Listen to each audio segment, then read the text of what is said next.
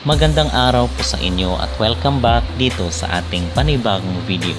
At mga kapolitika, ngayon po ay 10th day na ng Miss Universe 2025. 11 days na lang is makikilala na po natin kung sino ang bagong Miss Universe 2025. Pero ating pag-uusapan para sa vlog na ito, itong paranking nila ngayon. Dahil according doon sa information ng kailang botohan, ay nasa top 1 spot po itong si Atisa Manalo, at ibig sabihin nito ay siguradong pasok na itong si Atisa sa top 30 basta ma-maintain lang yung lead niya until doon sa finals.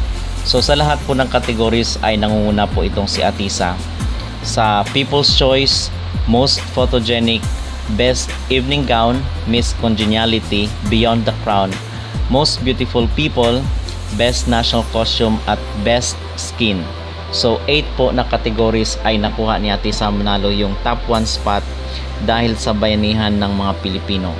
So makikita mga kapolitika talagang kung gaano kalakas ang mga Pilipino, nagkakaisa tayo pagdating sa mundo ng beauty contest.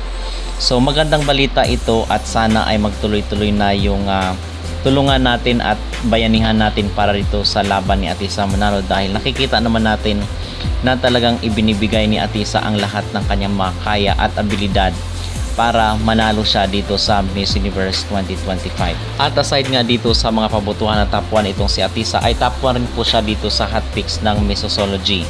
So top 1 si Atisa Manalo, number 2 si Colombia, 3 Croatia, 4 Puerto Rico, and number 5 si Thailand.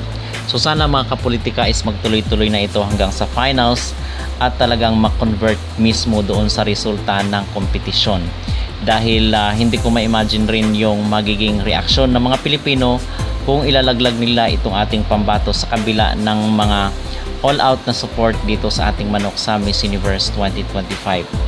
At aside from this is meron po pala tayong balita na naman dito sa mga iskandalo at kontrobersiya, mga pinag-uusapan ng ating mga netizen, itong pag-cancel ng investment ng Miss Grand International dito sa Miss Universe.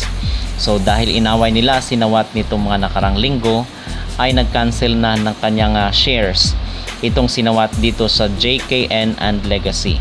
Sabi ng The Crown and Sashes, breaking, MGI cancels investment in JKN and Legacy. Miss Universe logo removed from Mexico office. Miss Grand International has officially canceled its investment in JKN and Legacy Holdings. Meanwhile, the Miss Universe logo has reportedly been removed from the MU Mexico office. Could this mean Nawat is now out of the CEO shortlist and did Raul already sell his MU shares? The Miss Universe drama continues. Stay tuned.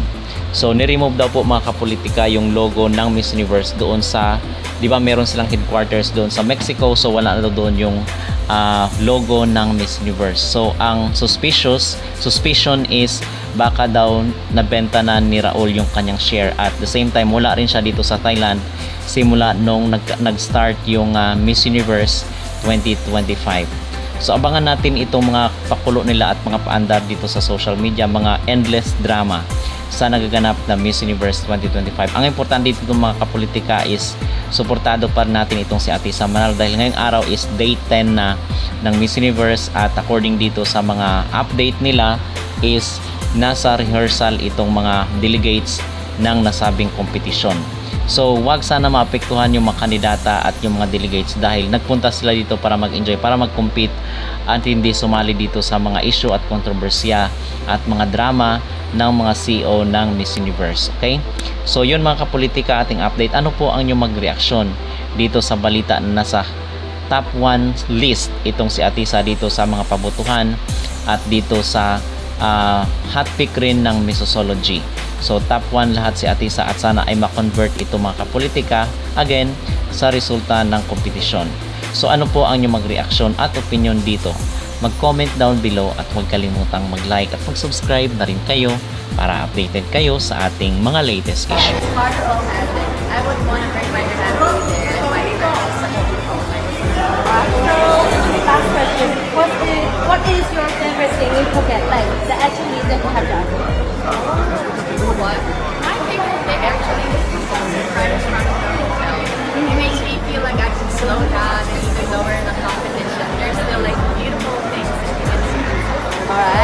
เคประมาณนี้ไหมเดี๋ยวอินเสิร์ตให้เขาเดินแบบได้นะ Okay, can you like have a walk, like where some walk, นี่เดินเลย come back to the เราสัมภาษณ์อยู่มึงแบบเราเดินโอเคไม่หรอก Oh my man. Yeah, like then you say Makan.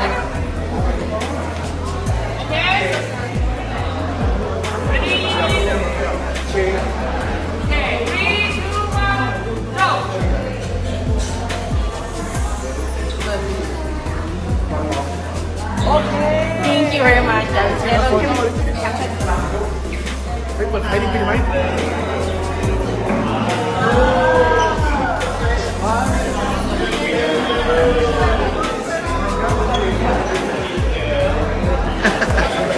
Muay Thai na si Atisa!